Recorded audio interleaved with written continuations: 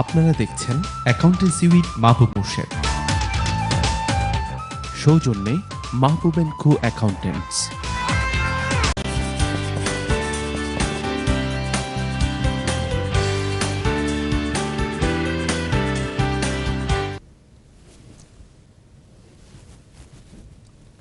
আসসালামু আলাইকুম।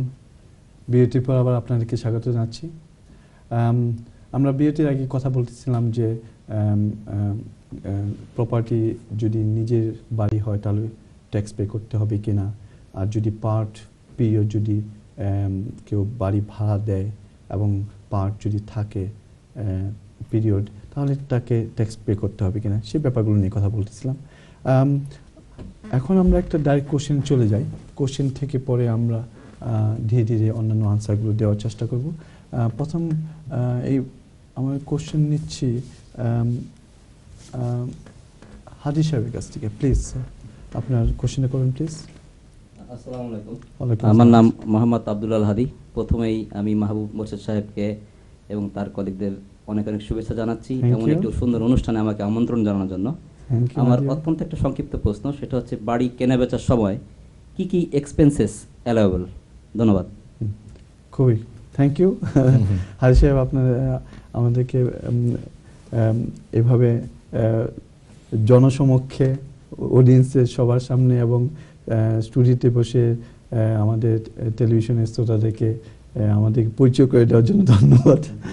রাইট, যেটা বলতে চাচ্ছিলাম যে আপনার যে কোশ্চেনটা ছোট হতে পারে, কিন্তু এর সাথে অনেকে ভাবতে পারে যে আমি কিনলাম 200,000 দিয়ে, বিক্রি করলাম 250,000 পাউন্ডে, তাই তো আমার গেইন 50,000 পাউন্ড। আসলে তা না, কিছু কিছু এক্সপেন্সেস অ্যালাউয়েবল, এবং সেটা কি কি এক্সপেন্স অ্যালাউয়েবল সেটা না, সেটা চেয়ে আরও ভালো হবে যদি আমি জুলাস সাহেবকে বলি সম্পূর্ণ ক্যালকুলেশনটা কীভাবে করতে হবে। কারণ ক্যালকুলেশনটা খুব একটা বড় না, কিন্তু উনি যদি ব্যাখ্যা করে তাহলে মানে আরও আপনার ক্লিয়ার হবে আর কি ব্যাপারটা। তো আমি এই কোশ্চেনটা একই সাথে দুইটা আনসার দিয়ে দিচ্ছি। আপনি কী কী অ্যালাউয়েবল এবং কীভাবে গেইনটা ক্যালকুলেশন করা হবে সেটা যদি একটু এক্সপ্লেন করেন জুলাস সাহেব। হাদি সাহেবের আপনার আপনি বাড়িটা একটু বললেন যে আপনার জিনিসটা খুব সহজ, যে দামে কিনেছেন আর যে দামে বিক্রি করেছেন দুইটা যে ডিফারেন্সটা থাকবে সেটাই তো গেইন, তাই না? এখন এখানে আরও অনেক এলিমেন্ট আছে যেগুলো আমাদেরকে বলতে হবে। আমি প্রথম আপনাকে বলি যে আসলে কি কি এক্সপেন্সেসগুলো আপনার ক্যাপিটাল গেইনের ক্ষেত্রে আমরা ক্লেম করতে পারবো। একটা কথা স্পষ্ট বলে রাখি, সেটা হলো যে আমরা যে প্রথম প্রোগ্রামটা করেছিলাম অর্থাৎ ফার্স্ট সেগমেন্টে, সেখানে কিছু কিছু এক্সপেন্সেস আমরা নিতে পারিনি রেন্টাল ইনকাম এক্সপেন্ডিচারের ক্ষেত্রে, অর্থাৎ অ্যালাউয়েবল এক্সপেন্স ছিল না তখন রেন্টাল ইনকামের ক্ষেত্রে। ওই এক্সপেন্সগুলো কিন্তু আমরা এখন নিতে পারবো, কারণ এটার ক্যাপিটাল নেচার, এই জন্য ওই এক্সপেন্সগুলো আমরা এখন নিতে পারবো। যারা ওই প্রোগ্রামটা ফলো করেছিলেন তারা হয়তো ধরতে পেরেছেন। আর এখন আমি বলি, ফার্স্ট অফ অল যখন আপনি বাড়িটা বিক্রি করবেন তো বাড়িটা একটা বিক্রি মূল্য থাকবে, যেটা হলো সলিসিটর কিন্তু ওই একটা কমপ্লিশন স্টেটমেন্ট করে, সেখানে স্পষ্ট লিখে থাকে যে আপনার বাড়ির সেলস প্রাইস কত। তো ওইটা তো আমার সেলস প্রাইস। এখন এই সেলস প্রাইসটা অর্থাৎ এই পয়সাটা পাওয়ার জন্য আমার কিন্তু বেশ কিছু এক্সপেন্সেস আছে। সেই এক্সপেন্সেসগুলো হলো সলিসিটরের একটা কস্ট আছে, সেই কস্টটা কিন্তু আপনি ক্লেম করতে পারবেন। অর্থাৎ যেই সেলস যেই ডিসপোজাল ভ্যালু যেটা আপনি পেলেন সেখান থেকে আপনি সলিসিটর কস্টটা বাদ দিতে পারবেন। আরেকটা হলো আপনাকে কিন্তু স্টাম্প ডিউটি পে করতে হবে, স্টাম্প ডিউটি ল্যান্ড ট্যাক্স যেটা, এটা কিন্তু পে করতে হবে, এবং মানে সার্টেন অ্যামাউন্ট পর্যন্ত আর কি। এখন তো এই স্টাম্প ডিউটি কিন্তু অ্যালাউয়েবল, এবং এটা আপনি বাদ দিতে পারবেন।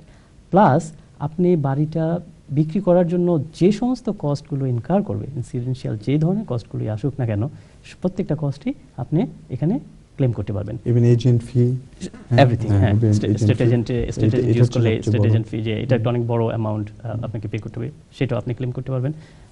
এই বিক্রি রিলেটেড সব ধরনের কস্টই আপনি ক্লেম করতে পারবেন। তাহলে টোটাল যে সেলস ভ্যালুটা, সেখান থেকে যদি আপনার এই কস্টগুলো বাদ দেন তাহলে যেটা হবে সেটা হলো নেট সেলস। এটাই হলো আপনি পেলেন, তাই না? এখন আপনি বাদ দিবেন কি? আপনি বাড়িটা কিনেছেন, সেটার একটা পারচেস প্রাইস ছিল, সেটা তো আপনি বাদ দিতেই হবে, সেটা তো মেইন কস্ট। সে পারচেস প্রাইসটা বাদ দিবেন।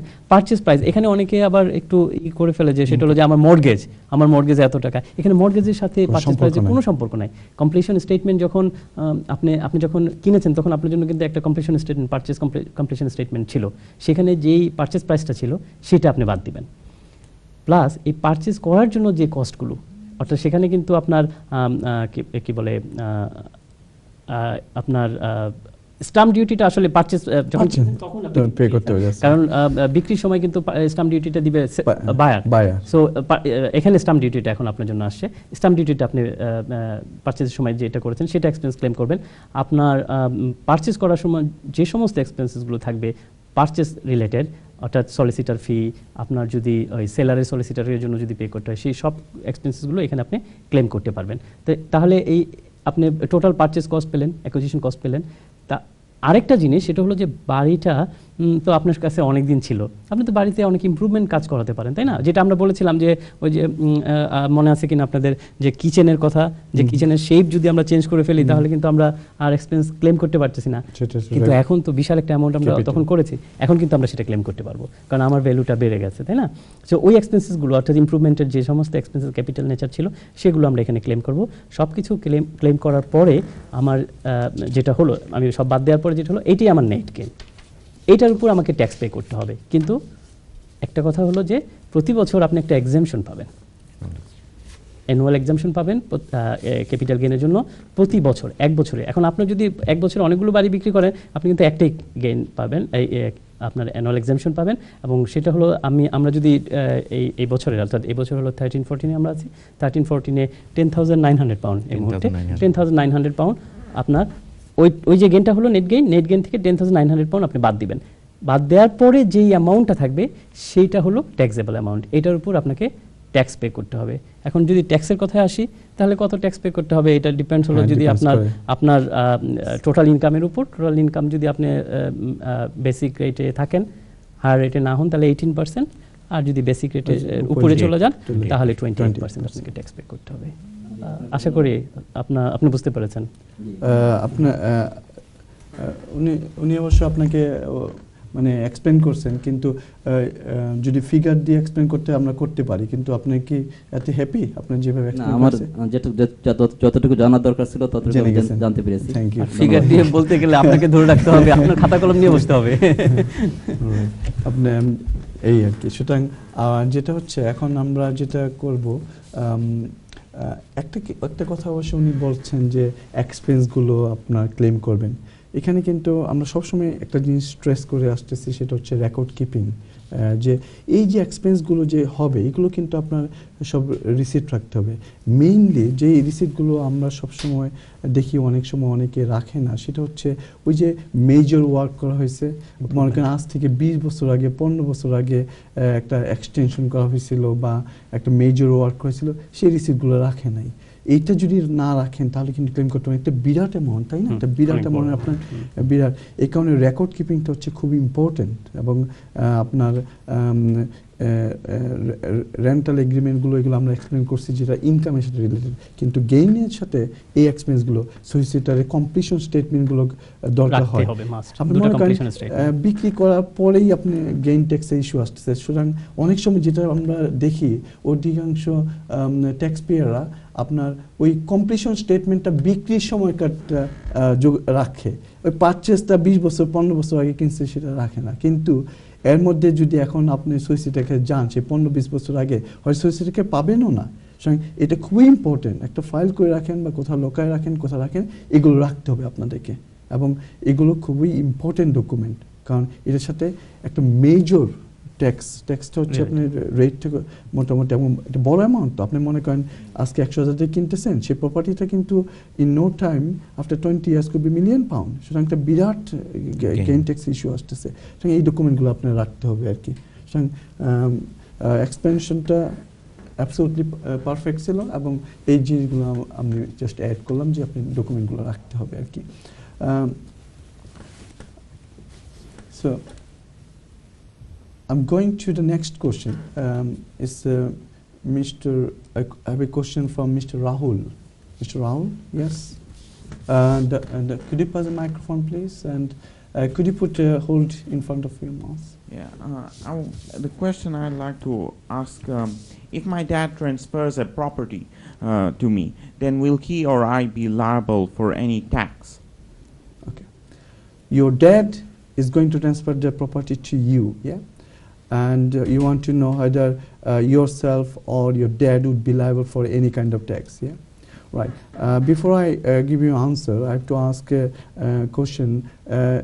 Did your dad live in that property as main residence? Yeah, he lived throughout the property. Okay, and okay, so that was the first question that Mr. Ibrahim asked, that if somebody lives in one property and sell it, then there is no tax implication, there is no gain tax. So your dad, because he didn't rented it out, he lived throughout, so there is no tax implication even though he's giving it to you. But there might be tax implication for you, I'm coming back to you. But if your dad really rented it out, some part, I know in your case, I'm for the other audience and other viewers, I'm giving you this answer. If your dad partly rented, then the second question we answered, that Mr. Rockets, that because your dad rented out part, so your dad might be liable for some gain tax. But for you, the gain tax, because you got the property from your dad free of charge, of course, is transferred to you free of charge. So you're getting it free, absolutely free. And in future, if you sell it, then in this period, did you live in the property or you rent it out? The tax implication will come on that basis. Do you understand? Because if you live there throughout your life in that property and you sell it, there might not be any tax implication. It depends really what the future holds. If the law changes that one day says that even if you sell your private main residence, you have to pay tax, then probably you have to pay. But now there's one more question that because we know that he doesn't need to pay any gain tax, the dad doesn't need to gain tax, but there's a tax implication which not relate to our today's program, which is inheritance tax. It's a gift for inheritance tax purpose. Okay. So inheritance tax, your dad might pay any inheritance tax. I don't know because there is a annual exemption of 325K. Yes. So maybe we will come this one later on. Another one, but just to give you a short answer, that because this property you got from your dad, there's a 7-year rule which meant that if your dad survives 7 years, then you don't have to pay any tax. Your dad, yeah. Because of Doesn't potential exempt transfer. Yeah, yes. At least 7 years your dad has to live. Hope he lives long. So Shilva, is better you transfer it as soon as you can. No, you are not that old. Yes, but okay, right. No, definitely right. you will live. There's it's called a sliding scale as well. If your dad, say, God forbid, your dad, something happens to your dad within 3 years, then you have to pay 40% of that. Subject to calculation. So this is then it is slides down. So finally, after 7 years, you get it without paying it. But one thing you mentioned that the house has to be expensive house, which is worth 325,000 His pounds. total worth of asset. So, did you get your answer, Rahul? Yeah. All right. Are you happy with the answer? Yeah. Okay. Thank you. Right. Okay. We'll go to next question, which comes from Dr. Shiraz. Yes. He's dead. He's dead. Okay. Yeah, I'm Shirazul Islam. আমার যে কোশ্চেনটা ছিল যে এই যে ট্রান্সফারটা property ট্রান্সফারটা যদি between husband wife হয় সেক্ষেত্রে কি হবে? সেক্ষেত্রে ট্যাক্সের ব্যাপারটা কেমন? তার মানে সিরাজ ভাই ছেলেকে দিতে যাচ্ছেন না নাকি? Right. আমি answered দিয়ে দিই আপনাকে, সেটা হচ্ছে হয়তো হাজব্যান্ড ওয়াইফ যেভাবেই তার লাইফ লিড করুক না কেন, ঝগড়া হতে পারে, সেপারেট ব্যাংক অ্যাকাউন্ট থাকতে পারে, কিন্তু ট্যাক্সের পয়েন্ট অফ ভিউ থেকে হাজব্যান্ড ওয়াইফ কিন্তু ওয়ান পার্সন। সুতরাং এই ট্রান্সফারটা will not be regarded like one person. For it's like there is no transfer in fact. So husband ওয়াইফের মধ্যে যে ট্রান্সফার হয় তাহলে আপনার কোনো ট্যাক্স ইমপ্লিকেশন নাই। শুধু একটা কন্ডিশন, সেটা হলো যে আপনার ওই যখন আপনি ট্রান্সফার করবেন ওইটা যেই ট্যাক্স পিরিয়ডে পড়বে সেই ট্যাক্স পিরিয়ডে আপনাদের যে কোনো সময় একসাথে থাকতেই হবে, হ্যাঁ, না হলে কিন্তু আবার পারবেন না। সেটা মানে হাজব্যান্ড ওয়াইফ, সিভিল পার্টনার যেটাই হোক, কিন্তু ওই ট্যাক্স পিরিয়ডে যে কোনো সময় অন্তত আপনাদের একসাথে থাকতে হবে। মজার ব্যাপার।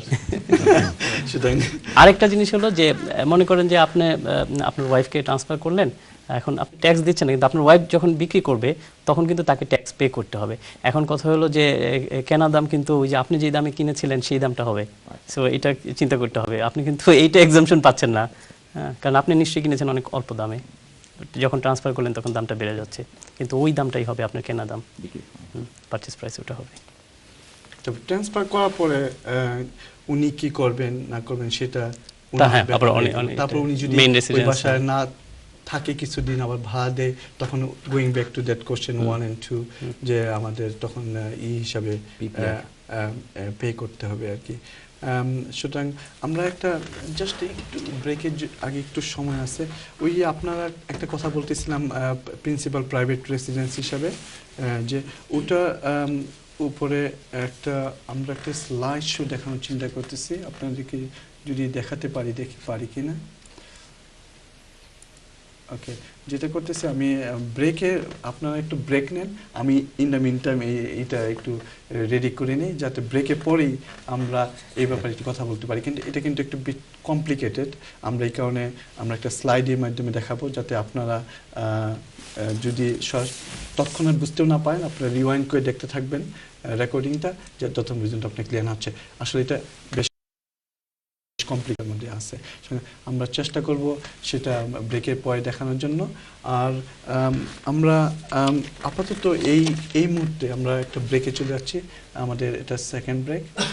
সুতরাং ব্রেকের পরে আমাদের সাথে থাকবেন, ব্রেকের পরে দেখা হচ্ছে। তাহলে একটা চা খাওয়া ব্রেক হয়ে যাক আর কি, আমাদের গলা শুকিয়ে গেছে, একটু পানি খেয়ে নিই।